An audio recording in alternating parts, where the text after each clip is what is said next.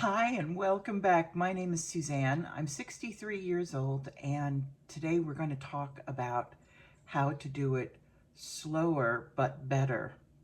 And it's not what you think. The other day I was talking to my brother John on the phone and he had this great spontaneous bit of wisdom that he shared with me. He said, I'm not a senior citizen. I can do the same things I did before, but slower. On the other hand, I do them better because I know more and I don't make as many mistakes. Now, John has been a source of wisdom for me my entire life. He's 2.5 years older than me, so he's 66 now, and he's just retiring. He's been an entrepreneur his whole life. He's a builder. And now in his retirement years, he's going to be spending his time creating furniture as a fine craftsman. And he started preparing for this second half of his life a couple years ago when he began collecting specific tools for furniture building, but also with an emphasis on antique tools because he really likes that, I think that speciality. I'm sorry, I don't really know anything about woodworking.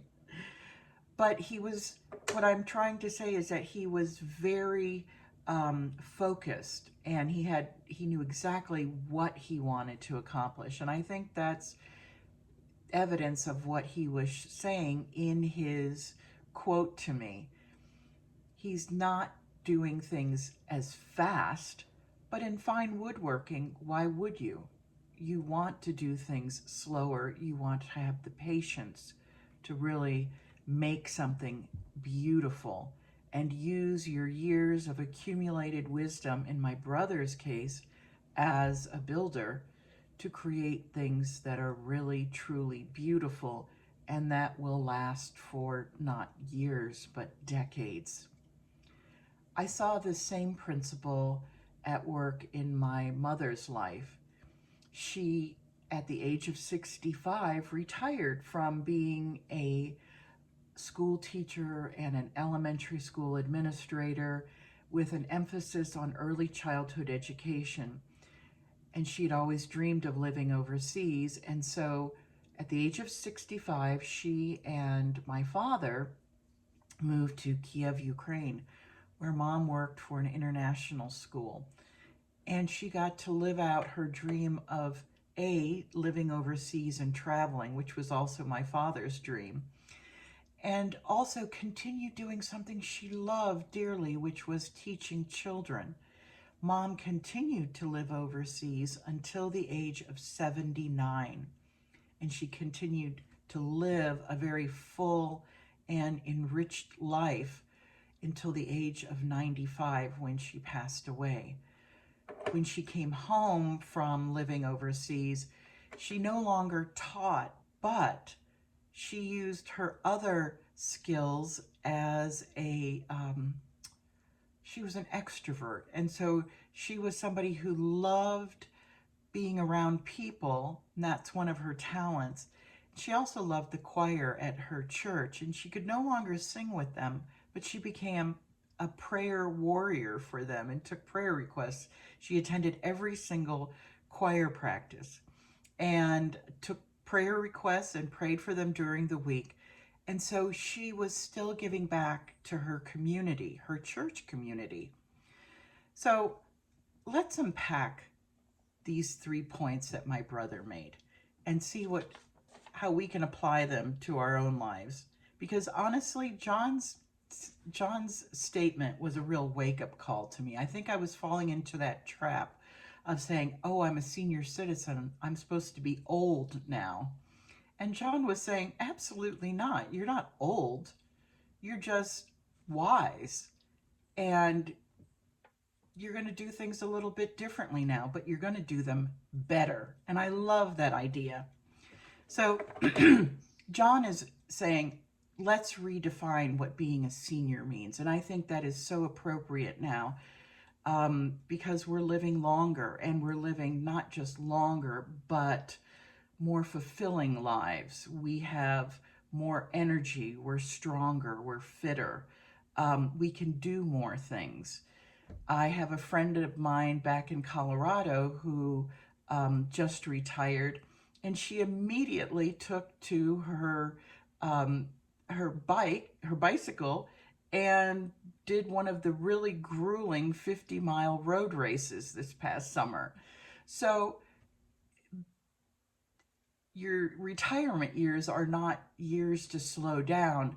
They're years to pursue your dreams and things that you have wanted to do for many years, but had other responsibilities like full-time job, college, raising children, real responsibilities of being an adult.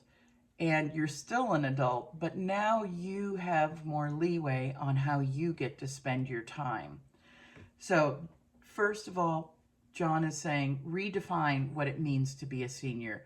You might be older, but you're not going to be a senior. You're going to use your talents to do things better. Now, the trade off of being slower is actually a trade up, because you do things better. You take more time to consider how to do things well instead of just getting them done.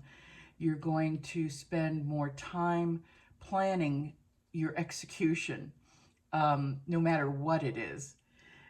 And you're also going to prepare.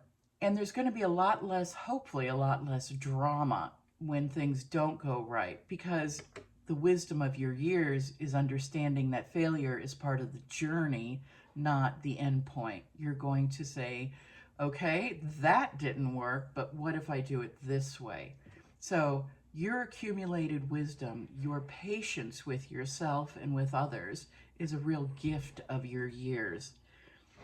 And third, and this ties in with our second point, your wisdom is going to give you patience with yourself when you make mistakes. You're going to be able to laugh at yourself more, and you're going to be able to get up, dust yourself off, and go forward. People who are younger than us don't have that advantage, and they're going to become frustrated when things don't work out, and they're going to quit. We are not quitters. We know the advantage of sticking with our plans and our dreams. And I hope that's something that you will embrace in these years. I know I am. John's statement was a real wake-up call for me. I was getting to be a little bit too um, embracing of what it meant to be a senior citizen. What a dumb idea that was. I'm 63. As I said, my mother lived to be 95. I've got 32 years to fill and a lot of things to do. And in my case, I'm probably not going to be woodworking. I'm definitely not going to be road biking. But what I do love to do is write. And I've got novels that I want to finish and begin new ones. And there's a great book by Arthur C. Brooks that I will recommend to you. It's called From Strength to Strength. And this is exactly what he talks about in this book, how we can live full and happy lives in the second half of life, meaning really what these senior years are, 30 years, think of it. If your adult years were, say, from 20 to 40 or to 60, this is really your second half of life. I recommend that book because it will help you realize how much these years offer in terms of opportunities that you never had before when you were younger. So give that some thought, and I hope you'll join me here again for more adventures in growing greater. Thank you so much. please don't forget to subscribe. God bless you and have a great week.